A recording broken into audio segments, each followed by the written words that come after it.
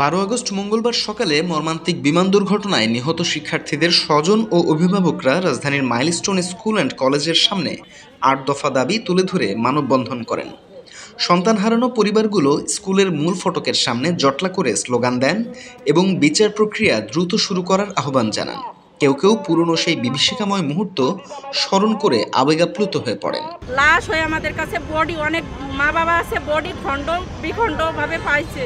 ওরকম যদি ওনাদের সন্তানকে ওনারা পাইতো তাহলে ওনারা কি এই কথা বলতে পারতো যে ওনাদের বাচ্চারা আজকে ভর্তি পারতেছে না বলে আমাদের বাচ্চারা কি ভর্তি আসবে না? আমাদের সন্তানকে ওনাদের সন্তান নয়। মানববন্ধনে ৮ দফা দাবি উপস্থাপন করা হয়।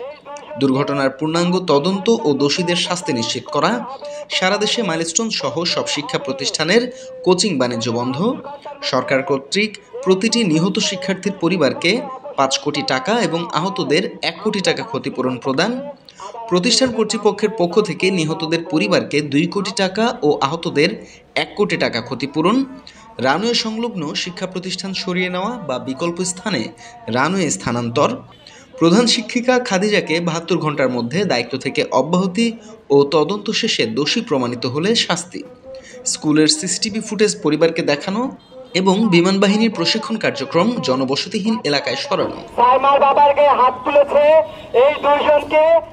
অভিভাবকরা হুঁশিয়ারি দিয়ে বলেন, দাবিগুলো দ্রুত বাস্তবায়ন না হলে আরও বড় আন্দোলনে নামবেন তারা। পাশাপাশি দেশের সব শিক্ষা প্রতিষ্ঠানের নিরাপত্তা নিশ্চিতেরও আহ্বান জানান তারা।